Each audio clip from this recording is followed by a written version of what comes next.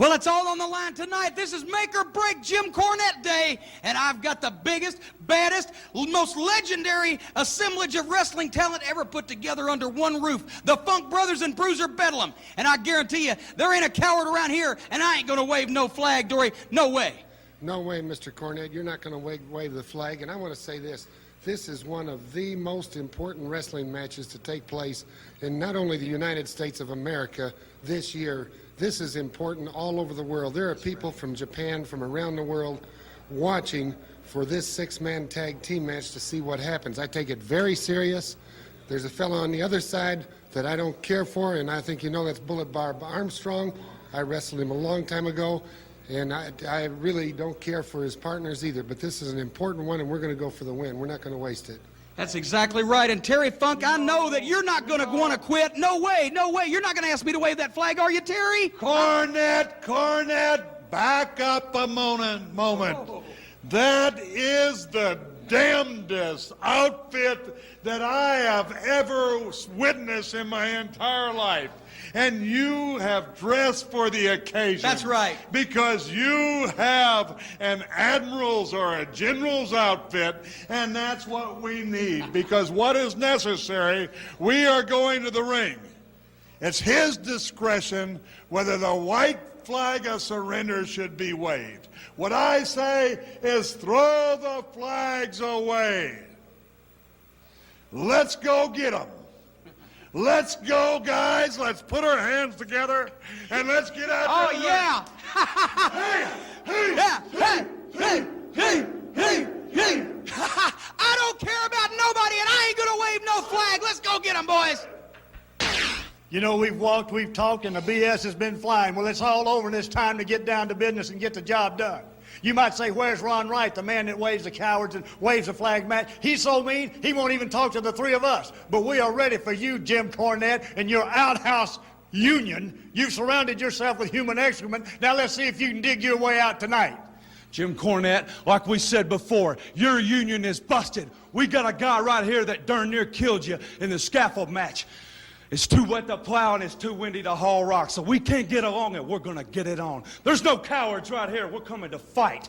Cornette, Bruiser Bedlam, and the Funks, you're going down, and that's the bottom line. What about it, Union Buster? Well, goodness gracious, mercy my. We're just about to enter the ring, which is good for us, and bad for Funks, and bad for Bedlam, and bad for Cornette. The simple difference is, they care. We don't. You care about Mom. You care about Dad. You care about Aunt Eileen if you got one. You care about your hamsters. I had hamsters. Used to feed them to my boa constrictor just for kicks before I'd sit down and beat someone else up. You know what, Cornette? You little crankbait. You get in my face and I'm gonna slap the sequins of that stinking suit you're wearing, Buck.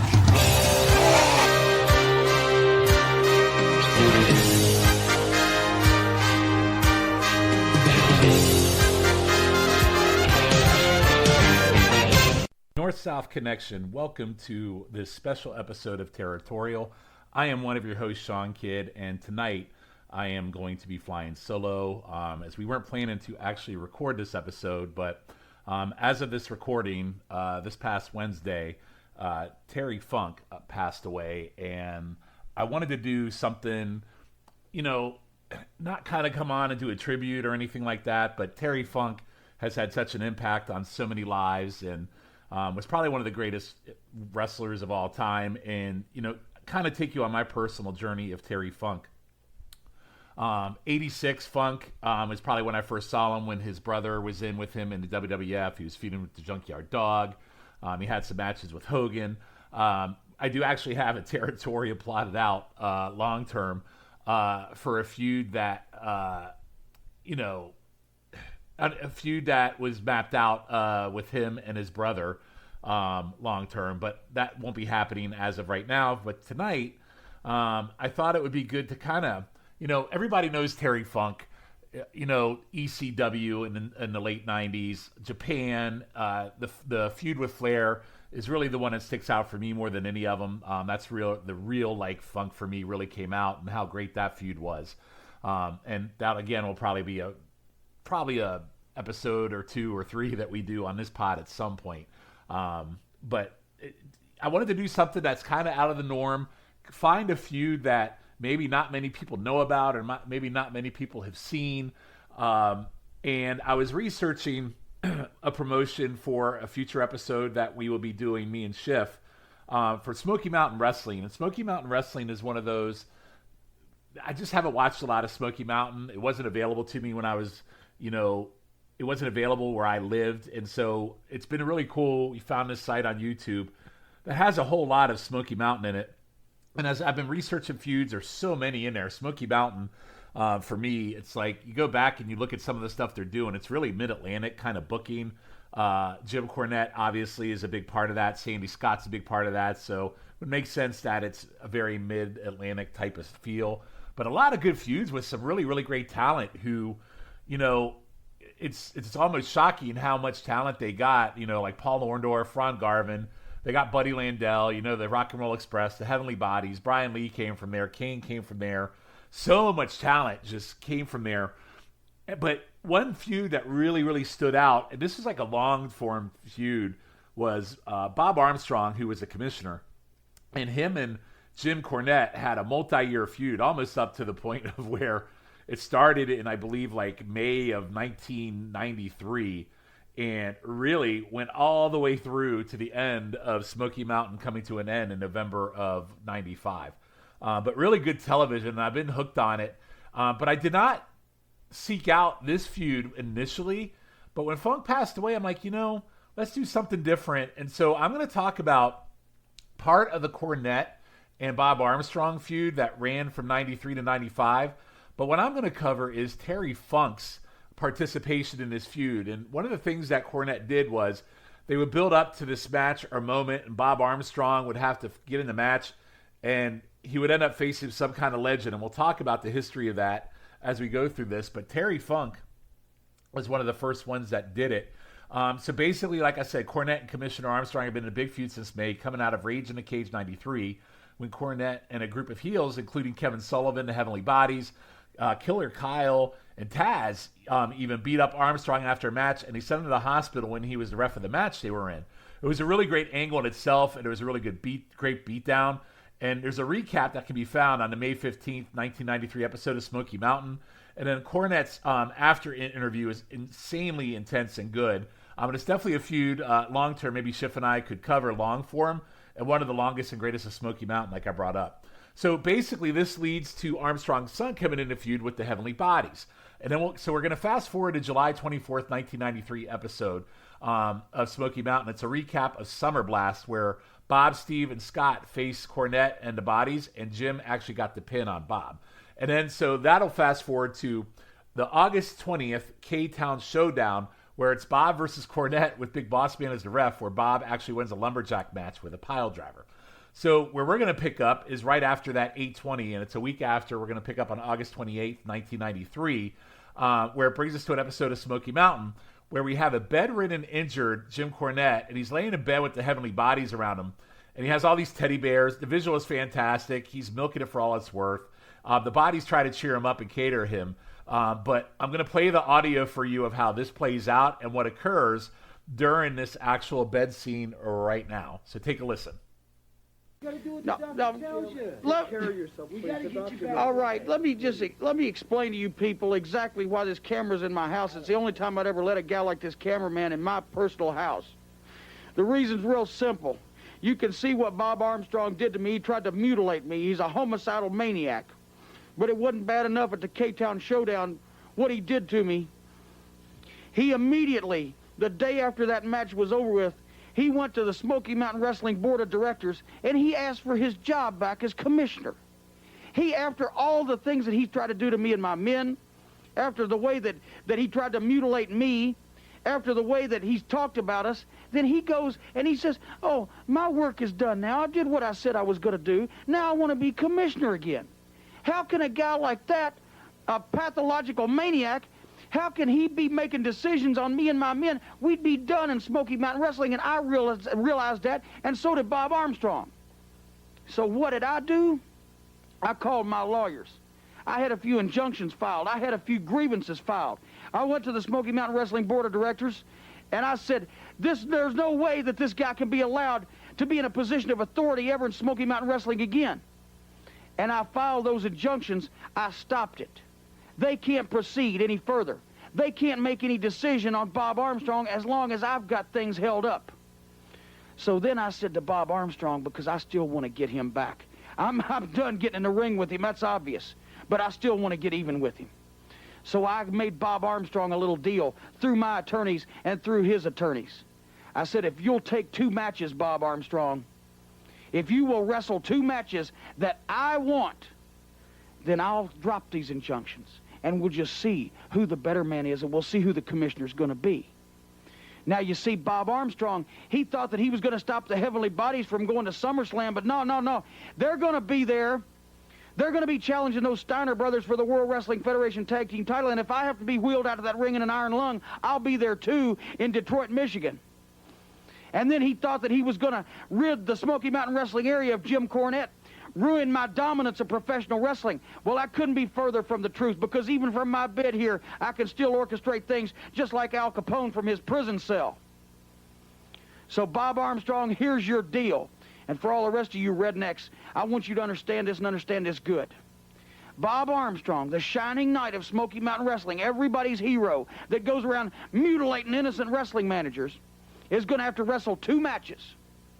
He's going to have to wrestle in Knoxville, Tennessee on September the 12th, and he's going to have to wrestle in Johnson City, Tennessee on September the 17th. The match that takes place on September the 12th is real interesting, because the man that I'm bringing into Smoky Mountain Wrestling is going to face Bob Armstrong, and if Bob Armstrong wins, then he gets to be the commissioner of Smoky Mountain Wrestling again.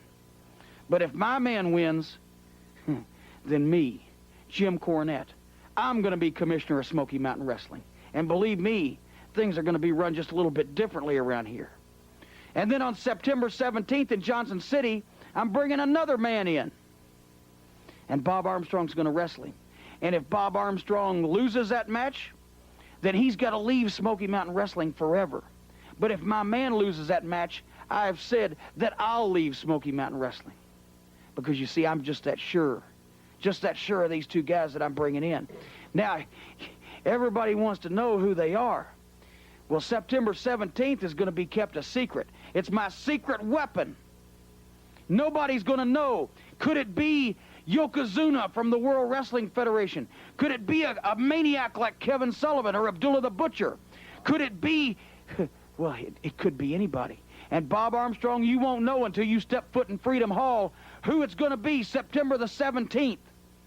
But all you got to know is if you don't win that match, then you leave Smoky Mountain Wrestling. But I can't resist, temptation to tell you about September the 12th, Knoxville, Tennessee, the Civic Coliseum. Bob Armstrong, you're going to be facing a man who is without doubt one of the wildest men ever in professional wrestling. He's a former NWA World Heavyweight Champion. He's a legendary name in the sport of wrestling. And he's also a homicidal maniac just like you are. Because if you want to be crazy, if you want to be insane, if you want to be murderous in your intentions, then I went out and I got the one guy in wrestling that epitomizes all those words.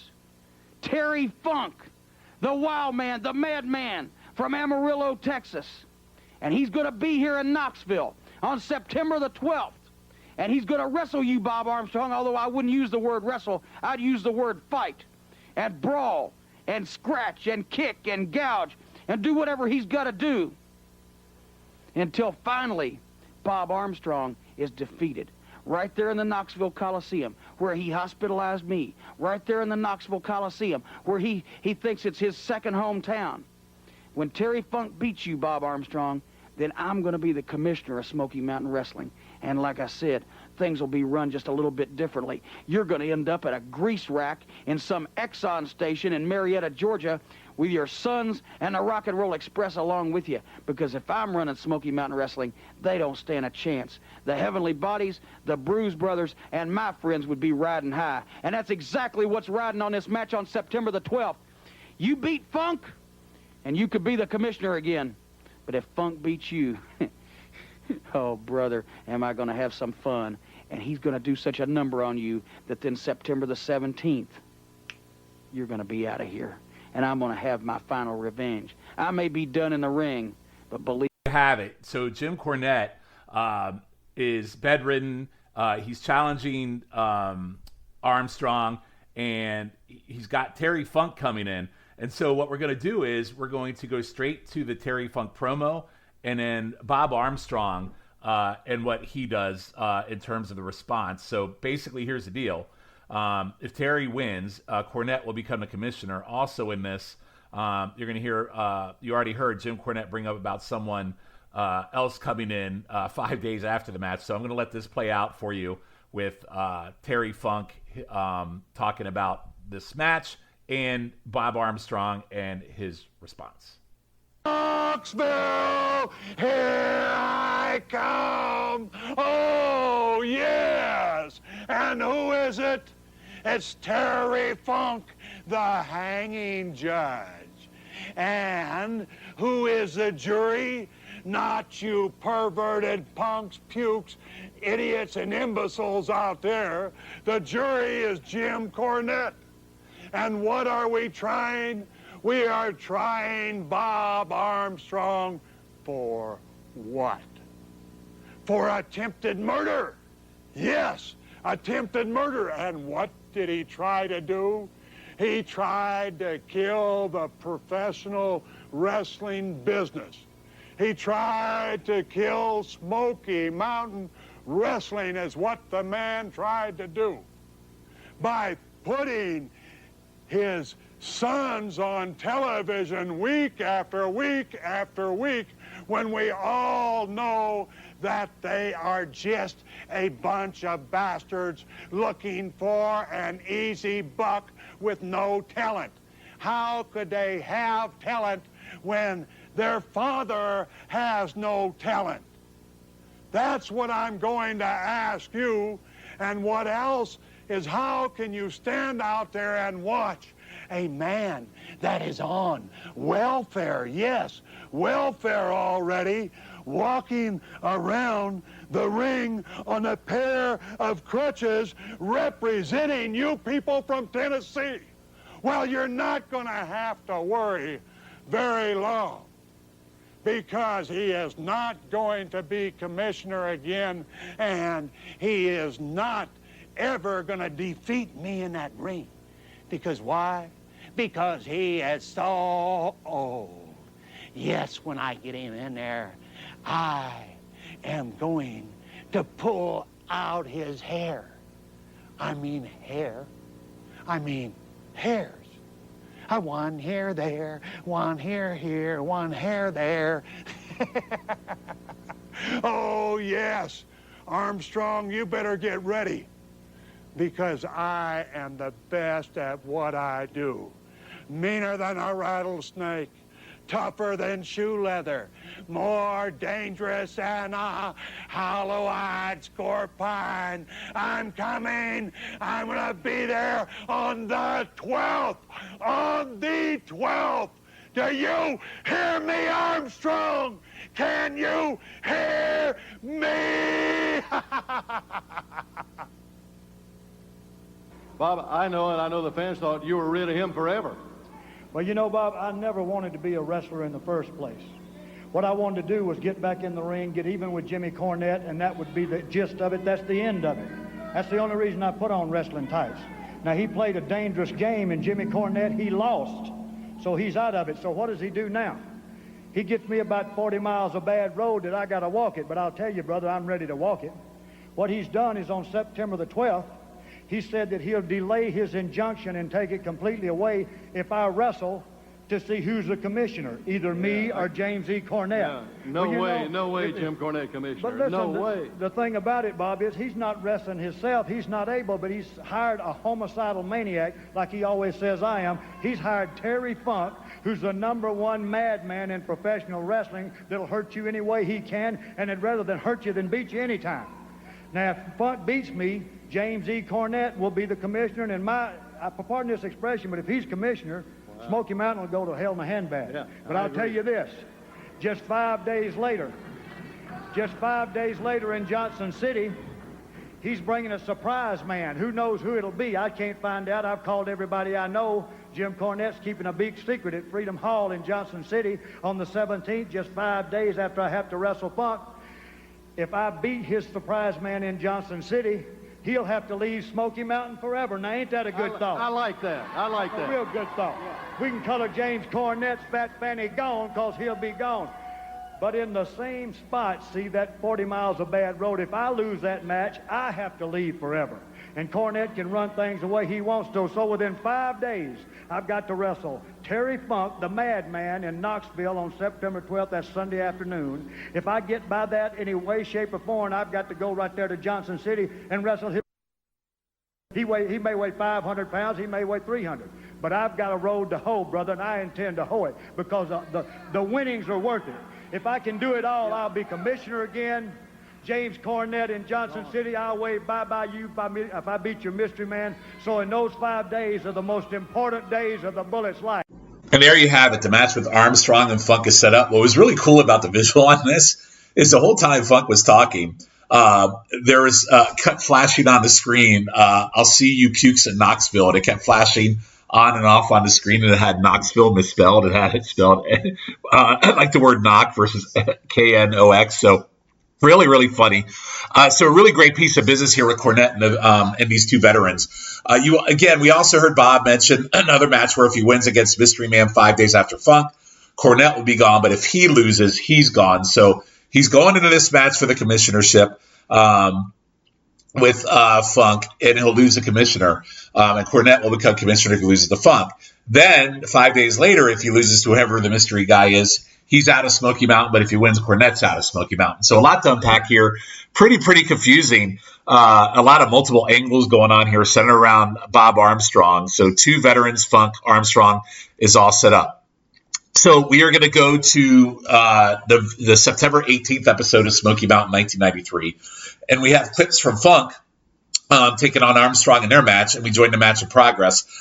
It's clips. Obviously, we don't have the full match. I couldn't track it down anywhere. But Funk is beating on Bob outside, and you hear Cornette laughing maniacally on the house mic. In ring, Funk swings wildly, and Bob ducks and connects with punches of his own multiple times. Bob gets a sleeper, and then multiple folks come out to interfere as match goes on. And Bob dominates Funk. And again, the Heavenly Bodies are out. The Bruise Brothers are out. You heard them mention the Steiners in our last promo, because the Heavenly Bodies were facing the Steiners at SummerSlam. And then the Armstrongs are also all outside. And then Cornette gets into the ring. And from here, I'm going to play what happens, and then I'm going to play the post-interview for you coming out of this match as well. Cornette got the boot and missed Bob Armstrong and caught Terry Funk. Now Bob Armstrong has the collar, the neck protector, and jerks it off of Jim Cornette. Bob Armstrong going right back to work on Cornette, but he's got away. Here comes that branding iron. Terry Funk has it between his legs. Here it comes. Looky here. And he catches Bob Armstrong on the back of the neck with that branding iron and drops it outside and rolls over on Bob Armstrong as the referee counts 1, 2. Did we get a 3 count? The winner, Terry Funk, it looks like. Let's see. Terry Funk was helped out. The winner of the match is Terry Funk. Therefore, Jim Cornette is the new commissioner. Well, I would have never thought it, wrestling fans, as Jim Cornette becomes the new Smoky Mountain commissioner. Oh, Terry, I'm so grateful. Thank you. It was worth every penny of my money and every penny that Mama sent you to get this commissioner's cap for me around my head. You know, I want to tell you people from Tennessee that I am so happy. I am so thankful to the Lord that I was able to come up with that victory, because Bob Armstrong, you know, he's got the brains of a jackass, and he's got the speaking ability of Stuttering Sam. And I'll tell you what, it's a wonderful thing to do you people in Tennessee, all you moronic fools, a favor by defeating that imbecile, and that has been, and that never was Bob Armstrong. And yes, I am happy, not only for myself, not only for Jim Cornette, but for you out there. Thank the Lord. Thank the Lord. Terry, and let me say. And thank Terry Funk and Jim Cornette. And let me just say one more thing to you people out there. Now that I'm running things, Smoky Mountain Wrestling's going to be a little bit different. And Bob Armstrong, you're on your way back to the Jiffy Lube in Marietta, Georgia, where you and your little dysfunctional sons will be working for the rest of your lives. And Terry, I just want to ask one more question. If I ever have any more problems with anybody that try to get in my way when I'm running Smoky Mountain Wrestling, would you be available again for the right price? Oh, yes, Mr. Commissioner. Yes, sir, Mr. Commissioner. Oh, yes, Mr. Commissioner. You haven't seen the last of me, and you haven't seen the last. So there you have it, the match. So Funk actually fell on top, and just basically fell on top of Armstrong in a match, and he won. So Cornette is now your new commissioner. So it wasn't much of a match, as there was a lot of chicanery, but Funk was crazy. Was just typical crazy selling Funk. I'm not going to rank it, as it was more of an angle, but the match itself didn't appear to be too great. I also love the post interview. So Funk praised Jesus, and we also learned that we will not see the last of Funk, which they tease. Hey, Cornette goes, hey, if I ever need you again, are you available? And Funk clearly says, well, yes, I am. So then we're going to move on. So that was on the 9/18 episode 93 of Smoky Mountain. So we are going to move on a week later to the 9/25 episode, where they recap Armstrong has now lost to the mystery man, who was a black ninja, and this was in Johnson City. So because he lost to this ninja, apparently there were two ninjas. Bob must leave Smoky Mountain. So in this, because he has created so much chaos, Jim Cornette is also impeached as commissioner a week after he has won it by the Smoky Mountain board. So we are going to fast forward now to the week of 10/22/93, where the Bullet debuts under the mask. And of course, we all know the Bullet is Bob Armstrong. He's famous, Continental. He did it everywhere he went, similar to the Midnight Rider like Dusty used to do. But anyway, the Bullet debuts, and of course, this sets Cornette off. So the feud continues in various forms the rest of the year, including Cornette. I told you he brought in a lot of different a lot of old school people. So as we go through the rest of the year, he brings in Dick Murdoch to face the Bullet, a match that takes us into 1994, actually, and actually airs on January 8th, 1994, a match that Bullet wins when Cornette's interference backfires. So again, we are into the new year, and here we are. This feud is still going, and he's still going as the Bullet. We go to January 15th, a week after the Murdoch match, and Cornette has a contract ready to go after he's had a meeting with the board of directors on an offer made by the Bullet. And I'm going to play that for you. And again, this is in January 15th, 1995. So let's give this a listen.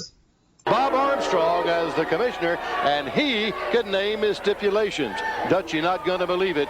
Here's what Cornette agreed to, fans. Watch it right here. Hi, wrestling fans. I'm Brian Matthews for Smoky Mountain Wrestling. We are standing outside the conference room where the Smoky Mountain Wrestling Board of Directors have been meeting to go over the plans that the offer the Bullet has made to Jim Cornette about the commissionership of Smoky Mountain Wrestling. We're not quite sure of the details. As we said, they have been meeting in session with Jim Cornette and also the Bullet.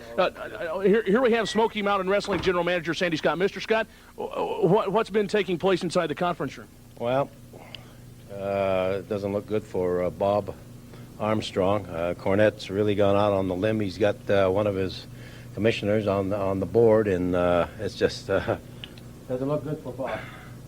Fans, we're still not quite sure of all the details. As we've said, the board of directors have been meeting in session to go over the offer the Bullet has made, and we have I love you, baby. Mr. Cornette, about this offer the Bullet has made. Hey, let me explain something to everybody right now. I am a happy guy today, and I want to take everybody back. God, you're ugly. I want to take everybody back to when the Bullet, who everybody knows as Bob Armstrong, he made a little offer a couple of weeks back. He said, Cornette, I have got all the confidence in the world now. I've beaten all your challengers. I've done all these things. Now I'm ready to go for the big one. I want to clear Bob Armstrong's name. If you will agree to put up a match where I can be, or actually he said Bob Armstrong could be the commissioner again, but everybody knows it's him. The Bullet wanted a match where Bob Armstrong could be commissioner again, and he'd do anything else I asked. He would go under any stipulation. He'd face any challenger. Well, you know, I sat and I thought about this for a while. You know, Harry White, who is a close personal friend of mine, and my mother now, who's on the board of directors, assisted me in thinking about this little contract that I've had signed. First thing I had to do was find somebody for Bob Armstrong to wrestle. Now, I went down a list of everybody in professional wrestling, even those under contract with the WWF, of course, who are available to me, even WCW, what little they have. And I sat and I went over that list, and the only person that I could find, the one man that Bob Armstrong has never defeated in the Knoxville Civic Coliseum, never beaten for a 3 count, is the turbulent Texan himself, Terry Funk. And I called up Terry Funk, and you know, for the right price, he'll do anything, especially for a good friend like me. So Terry Funk was the man that I chose to face the Bullet. But then as for stipulations, I sat long and hard and I thought about this, because you see, as long as I agree that if the Bullet wins, then Bob Armstrong can be commissioner again, then he said everything else was open. It was a clear field.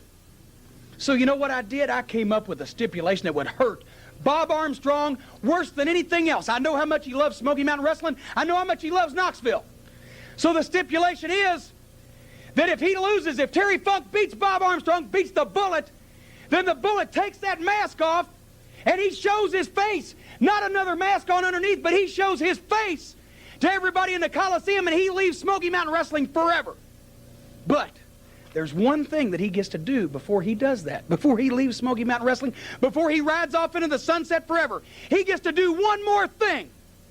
His last official act in Smoky Mountain Wrestling will be for Bob Armstrong to get down on his hands and knees in the middle of the Knoxville Civic Coliseum in front of the fans that have loved and supported him for 25 years, in front of any family members that he cares to bring, in front of his friends, in front of the other wrestlers, in front of the photographers and the man with the camera, and everybody in the world of wrestling watching.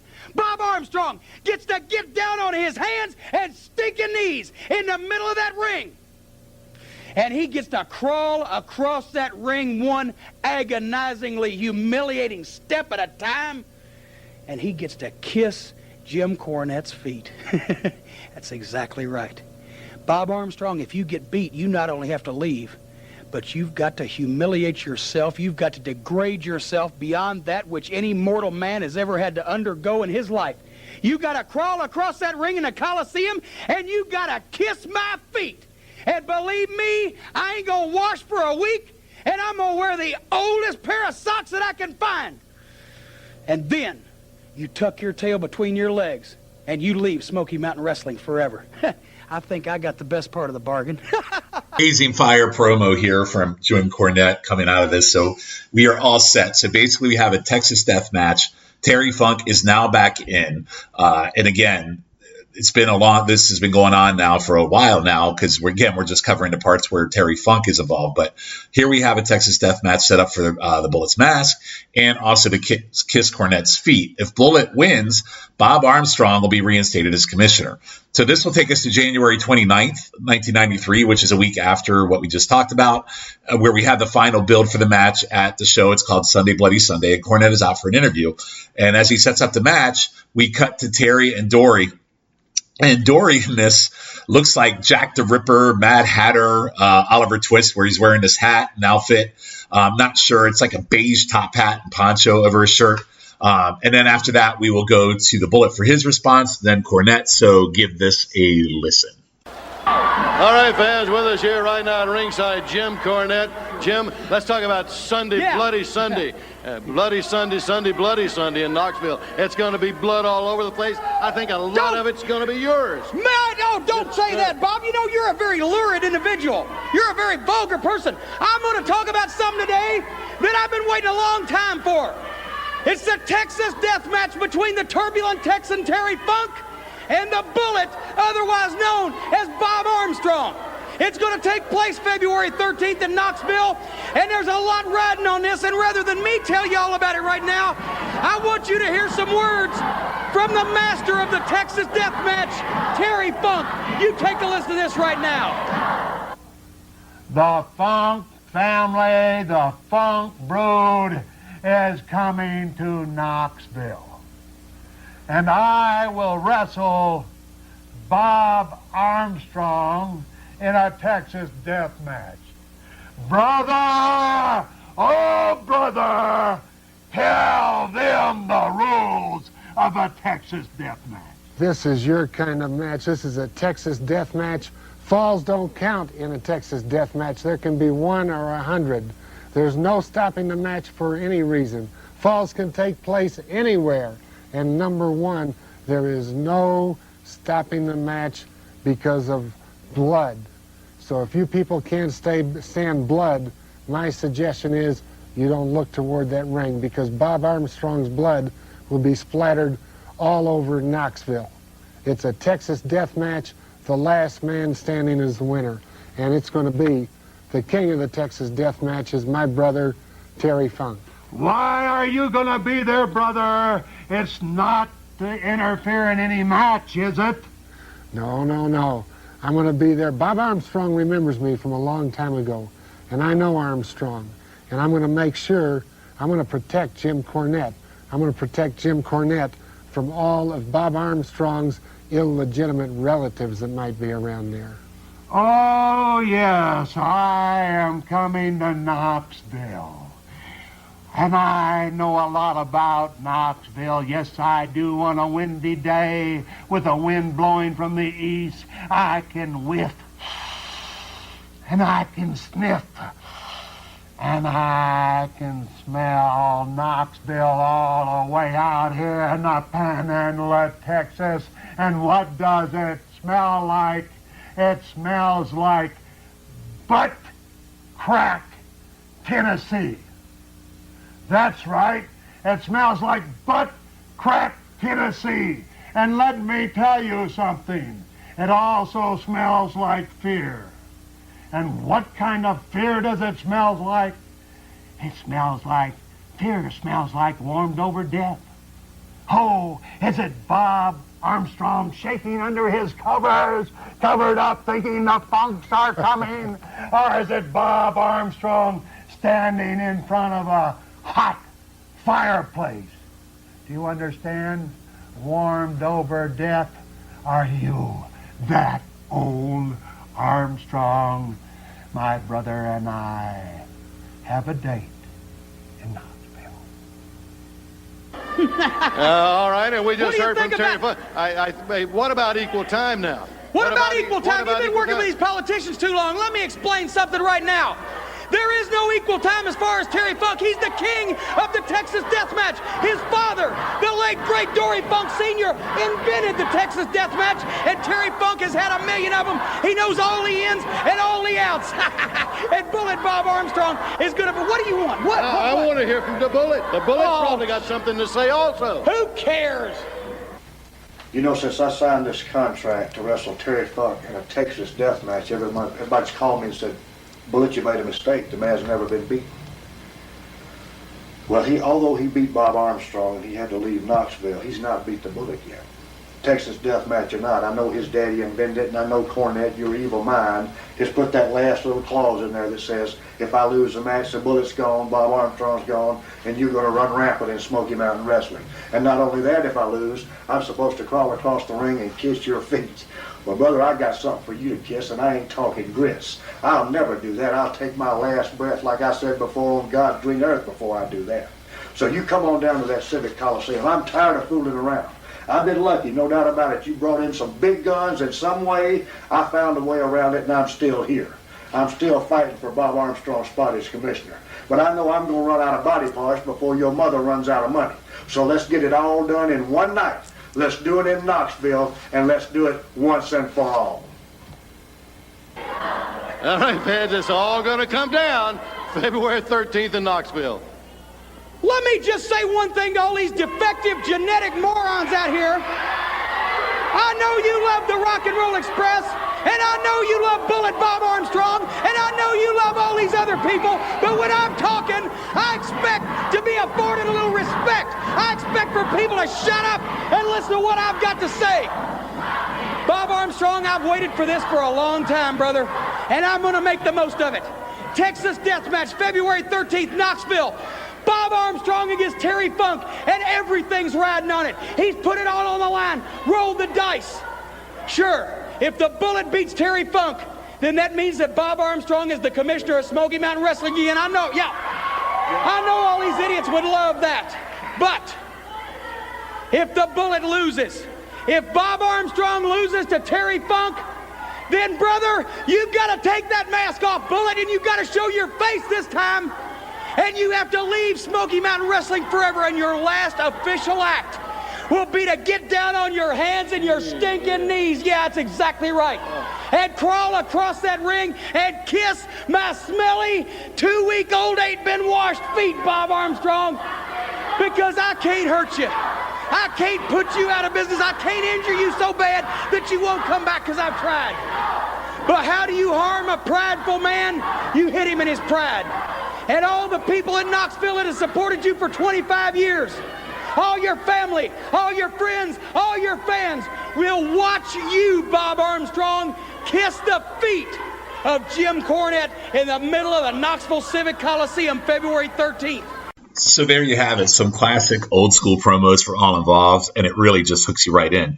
And even though we haven't covered every piece of this Armstrong-Cornette feud as we focus in on Funk only in this episode, we are actually 8 months now into this feud with Armstrong and Cornette, and we're actually 4 months removed from Funk's first run in Smoky Mountain that we talked about earlier on in this episode. So we are now going to go to Sunday Bloody Sunday. It is February 13th, 1994. It is a Funk versus Bullet it's a Texas Death Match, and the match is recapped on the February 19th Smoky Mountain, as I could not find it in its whole presentation. So Funk basically piles a bunch of chairs up in the ring. He slams Bob on them, and honestly, it's one of the worst slams on a chair you could even imagine.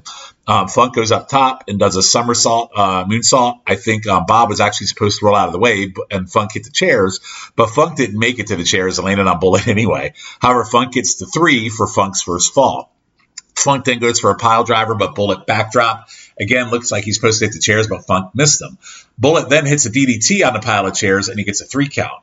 And then both men are still down, and the ref begins his 10 count.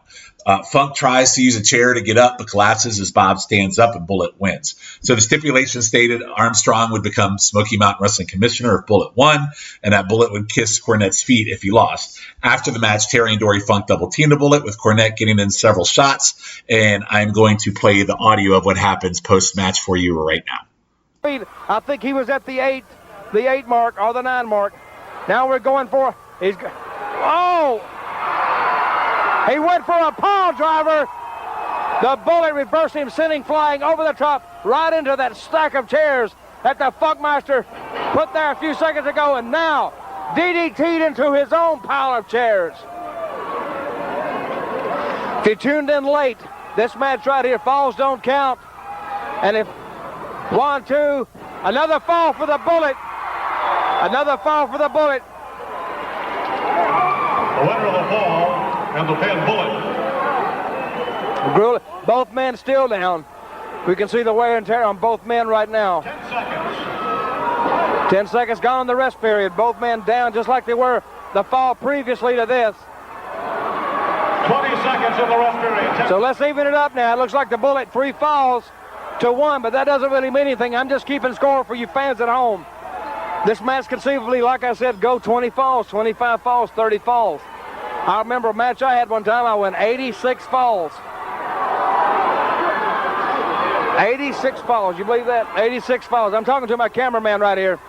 Jim Cornette telling Terry Funk, former NWA World Champion, to come to his feet. Wait a minute, he didn't make it.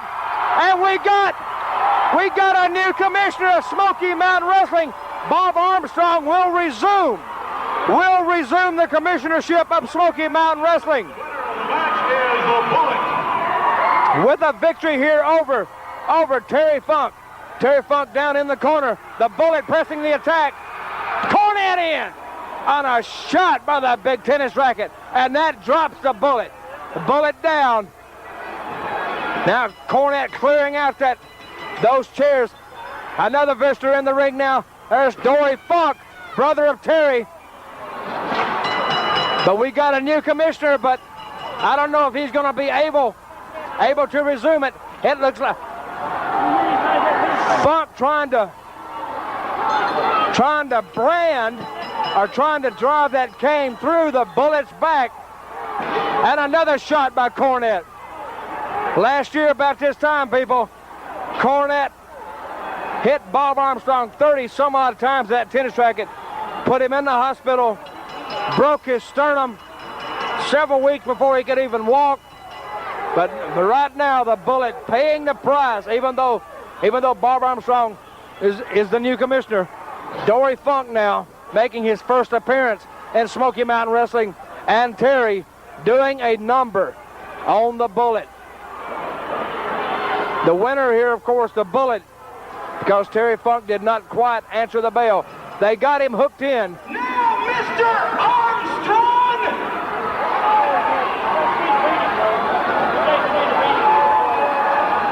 You still owe me something, punk! He's gonna kiss my feet! Wait a minute, boys, wait a minute! Jim Cornette saying that the Bullet is going to kiss his feet, which was a stipulation. Wait a minute, let's give him the opportunity to do it on his own.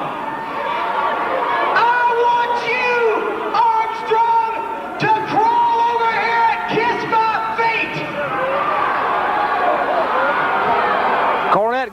Come on, boy. Kiss him. Kiss him. You can't do it on your own. Maybe we'll have to help you, because he's gonna kiss my feet. Jim Cornette saying that the Bullet is going to kiss his feet regardless. He's slapping him now. The cheer is going up. I can't see what's going on. We got company, and it looks like Anthony Michaels, Tracy Smothers coming into the ring, of course saving the Bullet the humiliation and the embarrassment of kissing. Armstrong wins the match, but the aftermatch obviously does not go well for him. And then, as you heard, Dory Funk Jr. actually made his surprise debut here. I will tell you, and then you had Anthony Michaels and Tracy Smothers come in for the save. This match, based on what I saw, was not good. And the aftermatch actually eclipsed the match. So we've had two matchups between both Funk and Armstrong at this point, and both were cut based on what I saw, but neither one of them really brought out anything in me in terms of thinking they were good. So the feud, again, will continue in many forms as we now go to, so we're going to jump from February to July, which is now 14 months in at this point, which is insane. And we are going to go to July 1st in Knoxville.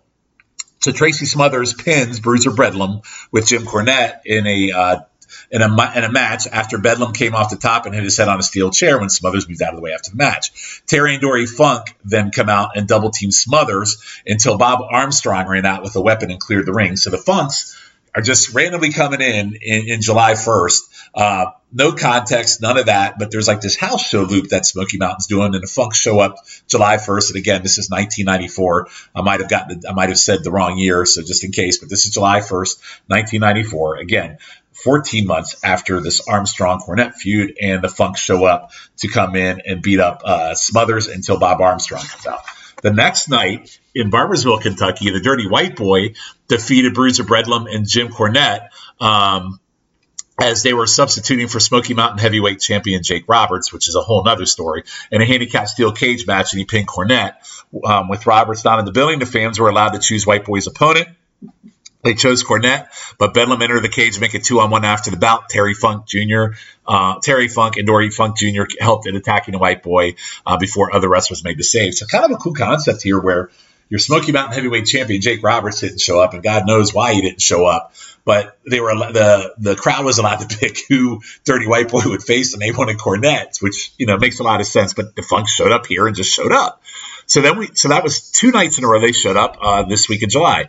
July 3rd, 1994, at a Marietta house show, just really random, we get the Funks taking on the Armstrongs. And I actually found tape of this match, or it's on YouTube. And literally, it's a handheld camera. So Cornette is very proud of himself. Again, as this is a house show and surprising the crowd with the Funks, he is proud of it. And he says, like Domino's Pizza, he always delivers. He does the intros for the Funks as Terry throws chairs outside. Bob comes out with his 2 kids. Funk says he doesn't want to hurt the boys and just wants the old man in the ring. The brothers try to hoax Armstrong into the ring to attack him, but he isn't having any of it. Terry actually walks by the guy filming this and calls him a piece of shit, which is amazing. There's a lot of stalling with some chops thrown in about the 11-minute mark into the start since the intros that we begin the match. Then there's some mat work when Dory is in. Dory hits some nice forearms on Scott and throws him out of the ring. Funk then throws him over the rails and chops him, then DDTs him on the hardwood.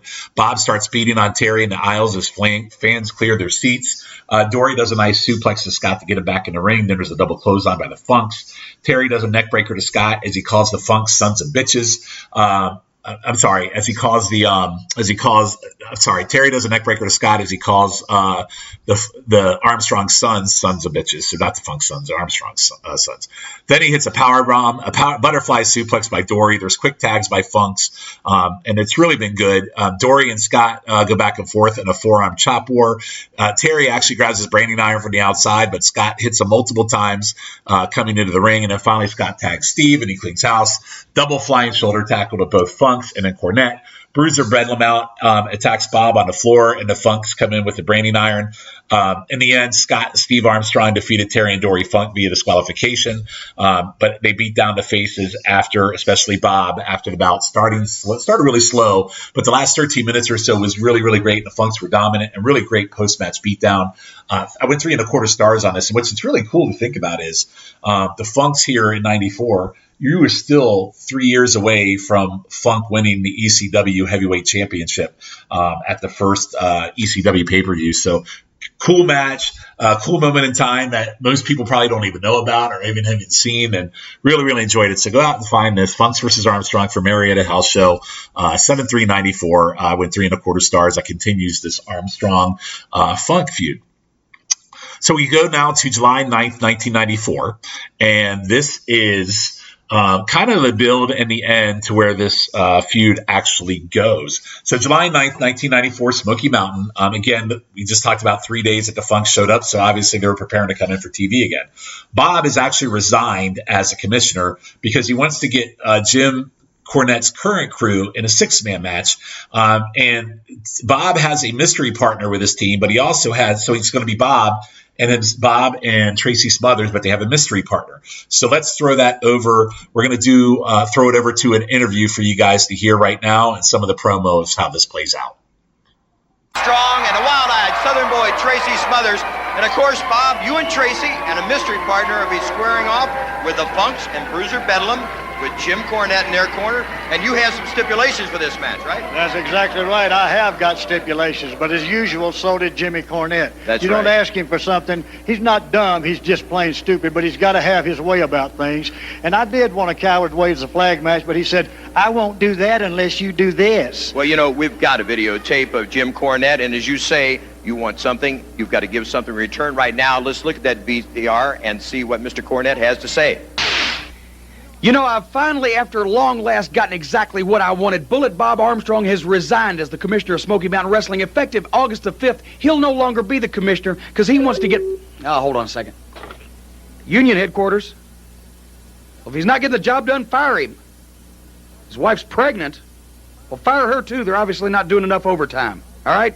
Yeah. Anyway, as I was about to say, Bullet Bob Armstrong wants to get back in the ring. He wants to get a hold of the union so bad, the Federation of International Thugs and Eliminators, that he's willing to sacrifice his commissionership to get back in the ring. And I have this communication, as a matter of fact, from him here on my desk that says that he wants a special match because he wants to take Tracy Smothers as his partner, because we've done so many terrible things to Tracy. And he wants to have a 6-man tag with Dory and Terry Funk and Bruiser Bedlam.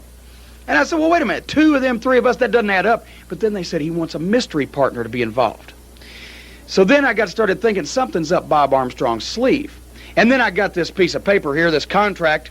What he wants is he wants a Coward Waves the Flag match. The match to end all matches with Dory and Terry Funk and Bruiser Bedlam against Bob Armstrong, Tracy Smothers, and whoever this mysterious partner of his is. Well, Bob Armstrong, I don't know who you think you are, but I'm not born yesterday, brother. You were born at last night, and you're still in the dark. As a matter of fact, let me explain something to you.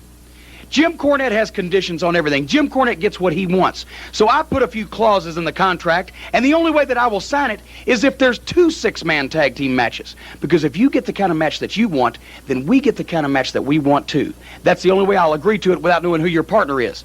So basically this, since your retirement is effective August the 5th, then that's the way that the thing's going to turn out. August the 5th, Knoxville Civic Coliseum, the Night of Legends. Can't think of a better place because you're an old fossil, Bob Armstrong. It's going to be a Coward Waves the Flag match. Bob Armstrong, Tracy Smothers, and whoever their partner is against Dory and Terry Funk and Bruiser Bedlam. You know how the match is over, Bob Armstrong? Yeah, of course you do, because you asked for it. But I'm going to remind you one more time. The match is over. Not in anything that happens in the ring. Not if somebody's leg gets broken and they give up. Not if somebody gets pinned. Not if they submit. Not if anything happens in the ring. No, the guy standing outside has to wave a white flag. That's the only way that the match can be over. I don't know who you got waving your flag, Bob Armstrong, but I don't care about my men's health. So I'm certainly not going to wave that flag because I don't want to lose. But then our match, the one that we want, the following night, August 6th, Fire on the Mountain, Johnson City, Tennessee. It's going to be a Texas death match. That's right, Armstrong. The Funk family invented them. It's simple. There's no rules. You get in there and you fight with everything you got. If somebody gets pinned, they got 30 seconds, and then they can pop right back up and you wrestle again. It could go 4 falls or 40. The only way to win the match is to beat your opponents down so bad that they can't continue and they wave it off. So you see, a Texas death match is right up our alley.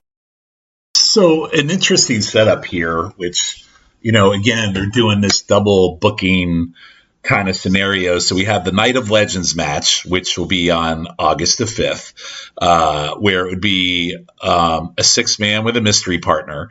But then to get that match, there's also going to be a Texas death match with Cornette's crew. So it's going to be the same crew that is in the Night of Legends match, but it's going to be the next night at the Fire on the Mountain show that Smoky Mountain does. So we're going to get 2 matches between the same 2 crews, but we don't know who the mystery man is yet. But we do now because following this, what you just heard from Cornette, we actually have Bob and Smothers intro Road Warrior Hawk as their partner, and Jim Cornette just goes absolutely crazy that he says he's going to strike if he's going to go on strike, blah, blah, blah, if they bring in Road Warrior Hawk. Well, they bring in Road Warrior Hawk, and there is no strike.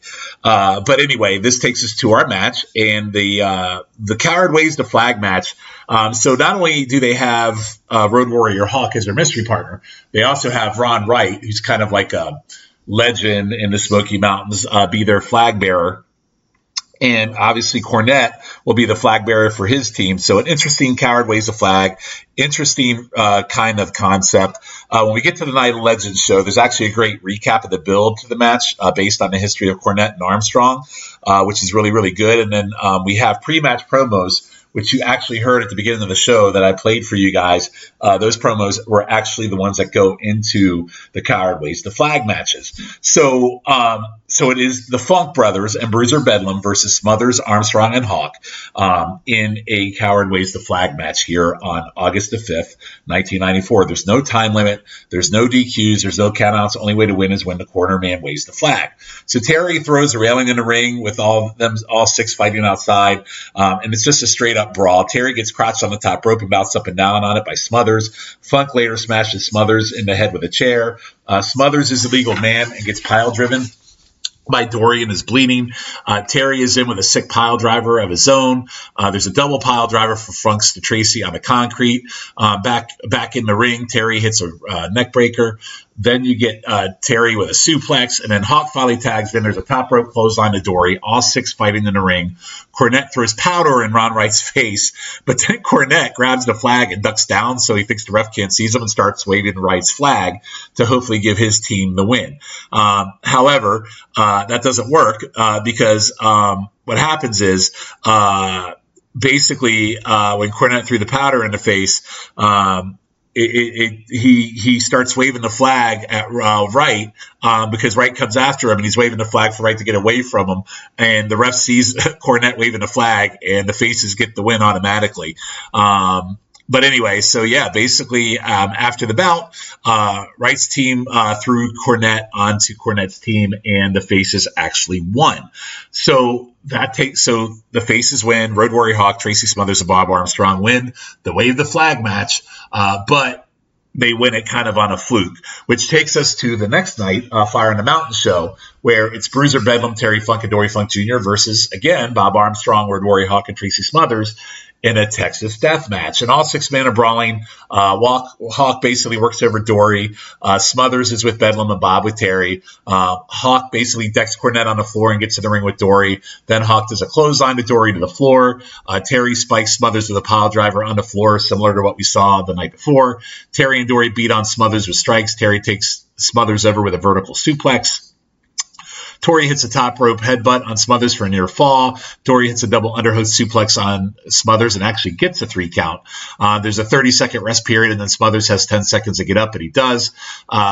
If we fast forward later into the match, Terry is beating on Armstrong's leg with several strikes. Dory pins Armstrong with a spinning toe hold. Cornette jabs Armstrong with his tennis racket and gets decked by Ron Wright on the outside. Terry and Armstrong are both counted out by the referee, and then Smothers and Hawk deck the heels to the floor. The referee begins a count, and Armstrong gets up first to give his team the win. So second Texas death match that Armstrong has won over the Funks. The first one was over Terry Funk.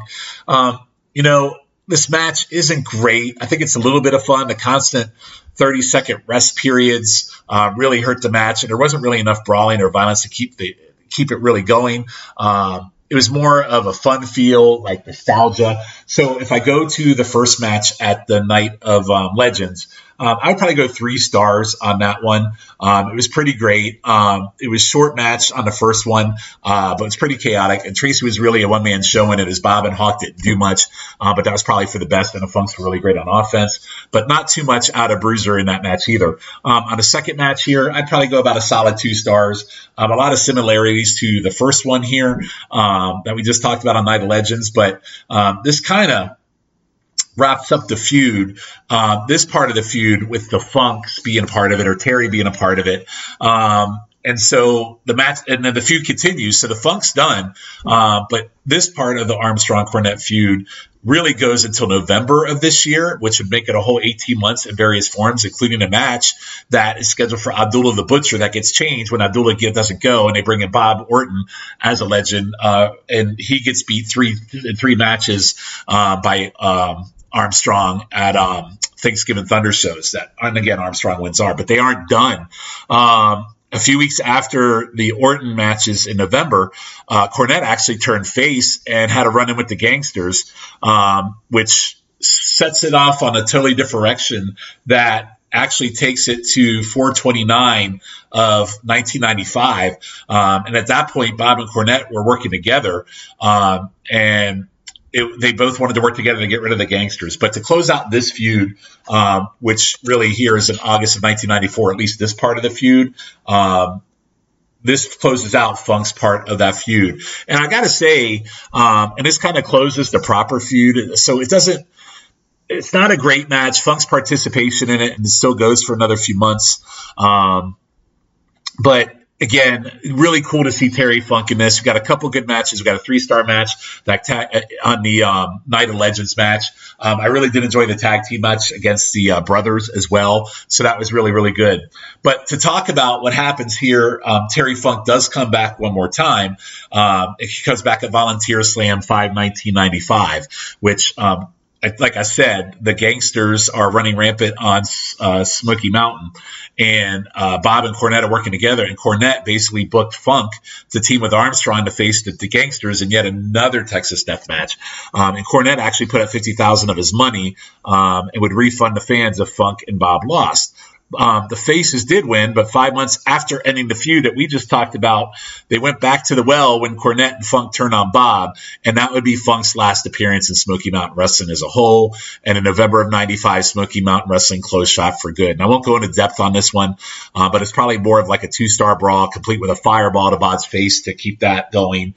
But again, that Armstrong-Cornette feud literally lasted over 2 years. So really, really crazy. So let's talk about Funk, Smoky Mountain Funk and his run here in Smoky Mountain that really stretched over, like we talked about, went all the way back to basically August of 1993. And our run ran until 1994, but obviously the feud went on until 95 because Funk showed up in 95 to start a feud again.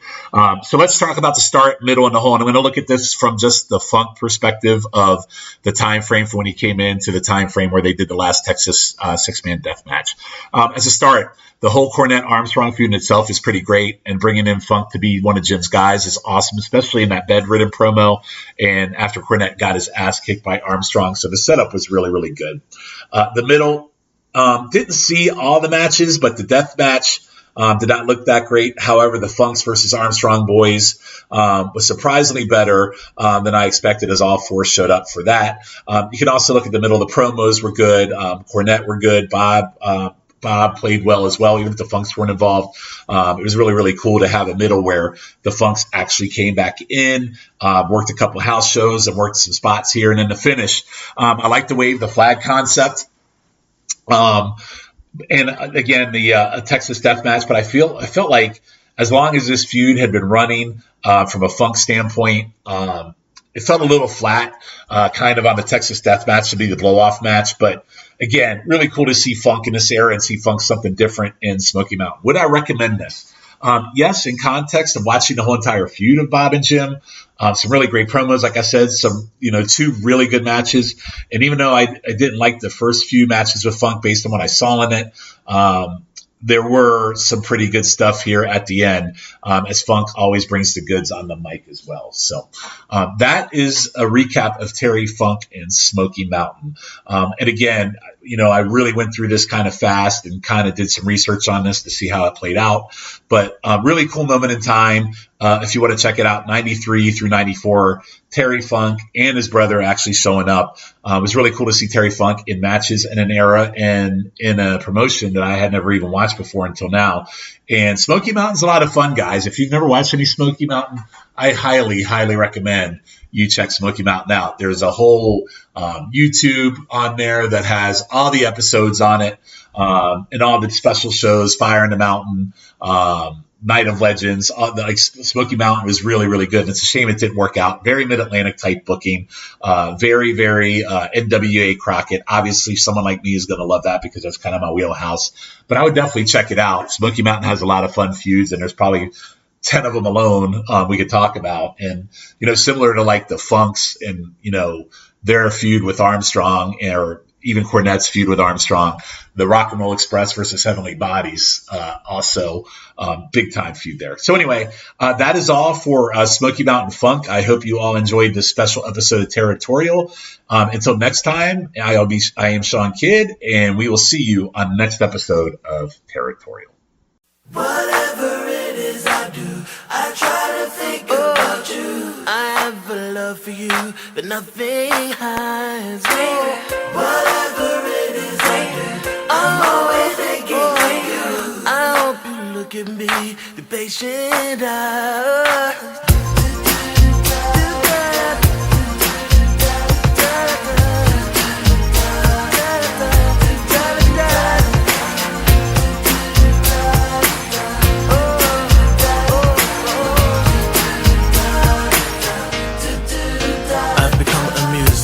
become blind. I've become what I know not breathes. You seem illiterate to all my emotions. I stand corrected. How well you read. You speak the truth. You speak to me. You feel the love I have yet to find. I know it's there. I know it's there. But I let the sandcastles kill my mind. Pathetic me, I long to be you. I think I'm close, but I stand so far. The turbulent one sheds a turbulent tear. I miss the love only cause they starve. Oil and water, lust and sympathy, our life and death, my way through the sun. Where originates all the pain that leaves my memory a traumatic sponge and sings to you. Open up your mind and it will sing to you.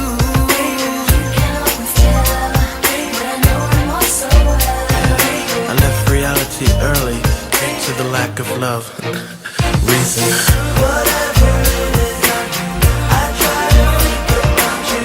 I have a love for you that nothing hides.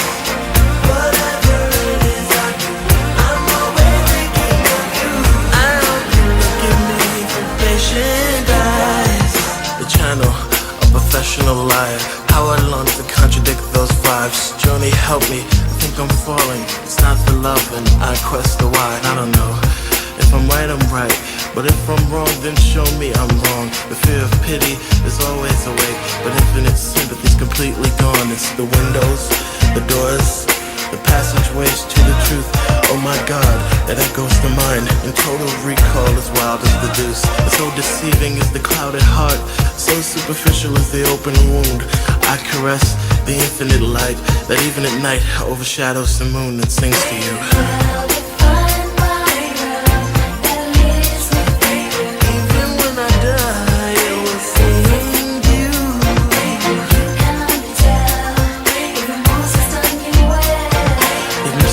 My answers due to the lack of love. Reason.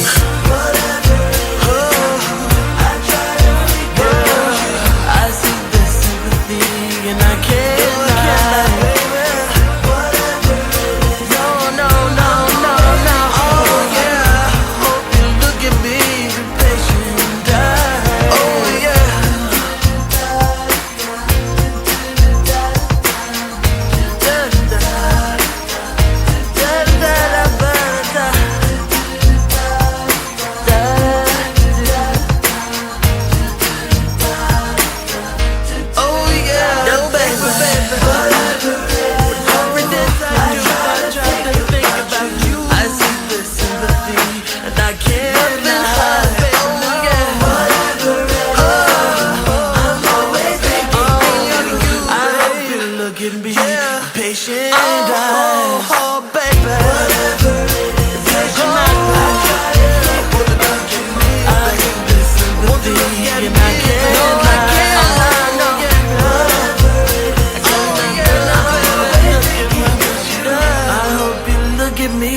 Patient and I